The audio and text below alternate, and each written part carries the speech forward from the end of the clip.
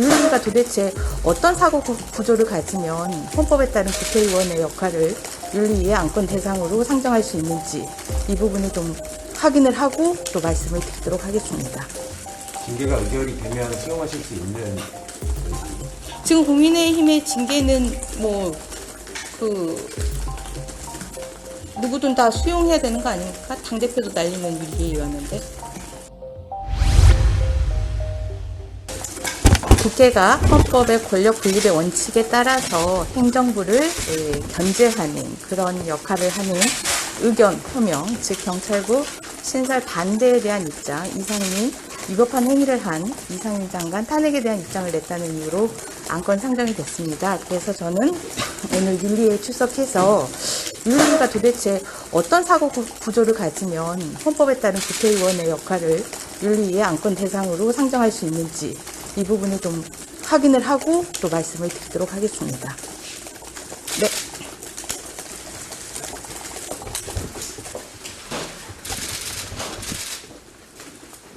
의 윤리위의 소명 절차가 있었습니다.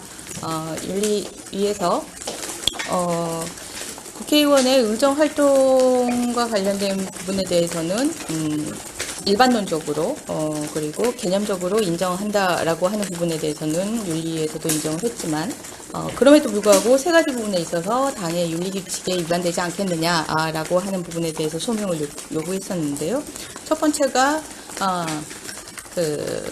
당의 정책을 따라야 한다라는 당원 당규 이 부분에 위반되지 않느냐라는 그러한 질의를 해서 따라야 한다라는 규정이 이 국회의원의 헌법상의 활동까지 기속시키는 그러한 규정은 아니다라는 부분, 헌법상의 국회의원의 활동이 우선한다라는 부분에 대해서 말씀을 드렸고, 또한 이 사안은 팩트로 체크를 해봤을 때 당에서 충분하게 찬성과 반대의 토론의 절차, 공론화의 과정을 통해서 당론으로 채택된 그러한 사안들이 아니었다. 제가 경찰국 신설에 대해서 문제점을 이야기하기 전까지 이 당에서는 오히려 이와 관련된 의견 수렴 과정이나 절차가 없었고, 여기에 대한 논의가 없었고, 그리고 현장 경찰관들의 요청을 받아서 국민의힘 정책위에 이와 관련된 의견 소통의 장을 마련해 줄 것을 요청을 했지만 당의 정책위에서 이에 대해서 묵묵부답으로 오히려 소통을 거절한 사안이다라는 그러한 사실관계를 확인해줬고요. 두 번째로 단정적인 표현을 사용한 부분이 당의 윤리규칙에 위반되지 않느냐. 예컨대 이상민 행안부 장관이 경찰 장악 의도를 가진 것이다.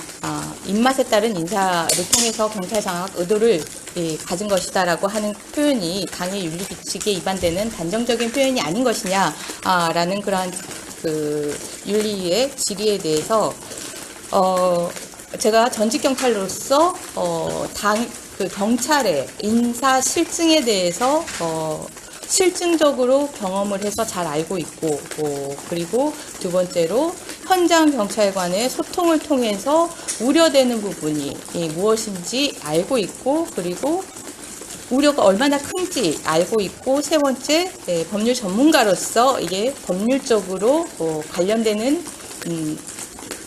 시스템이 정비될 수 있는 그런 상황이 아니라는 점을 알고 있기 때문에 이러한 세 가지 이 판단을 근거로 이상민 행안부 장관에 대해서 그러한 표현을 충분히 쓸 수 있는 상황이었다라고 소명을 했고요.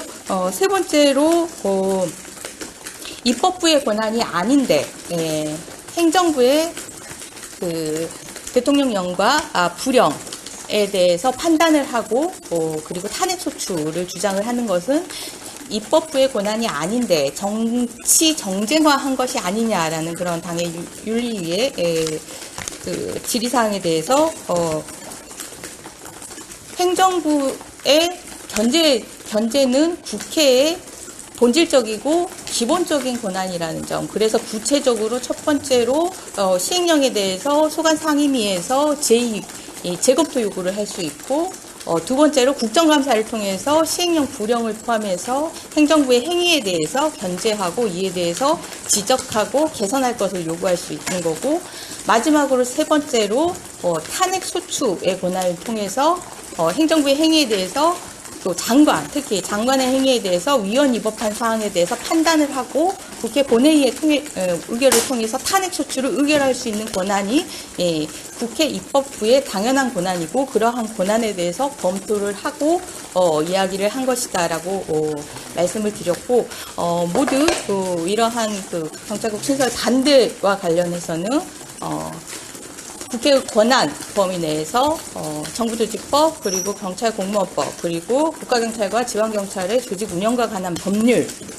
위배된 사항임을 제시를 하고 이와 관련된 대책을 주장한 것이기 때문에 이와 관련해서 정치 정쟁화라고 볼 수는 없다라는 부분에 대해서 설명을 드렸습니다. 윤리위원분들은 뭐 어떻게 답을 하시던가요? 윤리위원 분들의 답이라기보다는 이 세 가지 질문 속에 윤리위원들의 어떤 사고의 기본 바탕이 깔려 있는 것 같습니다. 그래도 따라야 되지 않느냐. 생각이 어쨌든 당에서 결정한 것이면 따르는 것이 우선 아니냐. 따라야 되지 않겠느냐. 이 부분이 가장 큰 것 같고요. 그래서 그 부분에 따라야 한다라는 부분에 윤리위원들이 많이 제기를 했던 것 같습니다. 그래서 저의 답변은 국민의힘뿐만 아니라 정당이라는 조직은 헌법상의 조직이고, 그리고 국민의 의사형성을 위한 국민을 위한 조직이다.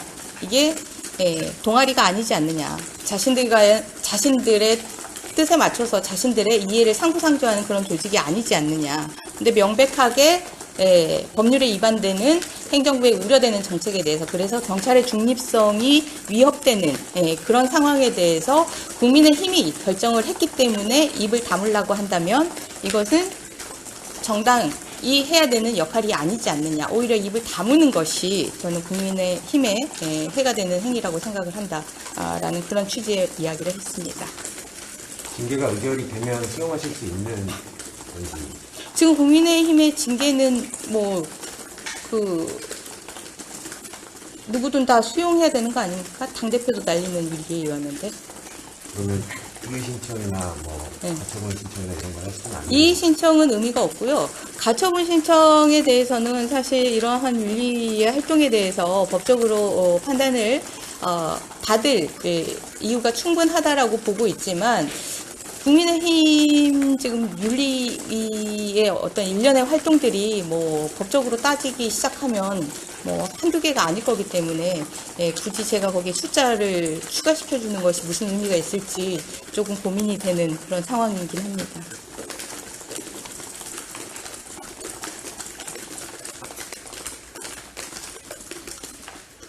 방금 윤리의 활동이 따지기 시작하면은 한계가 아니다 이렇게 말씀하셨는데, 네. 그 부분은 이준석 대표 관련도 염두에 두시고 하시는 말씀인가요? 특정인을 염두에 두고 하는 얘기라기보다는 이준석 당대표에 대한 윤리의 심판이 있었을 때 그때 제가 정당의 민주적 기본 질서, 정당 민주주의와 관련해가지고 분명히 이거는 문제가 있다라는 부분에 대해서 짚었고요. 그리고 실제 법원이 그와 관련해서 정당 민주주의에 심각한 훼손이다라는 그러한 취지의 판단을 한 사항이지 않습니까?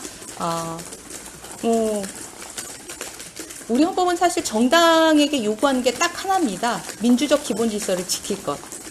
근데 그 하나와 관련해서 지금 법원에서 문제가 있다라고 판단을 한 상황이기 때문에 상황은 저는 상당히 심각하다라고 보고 있습니다.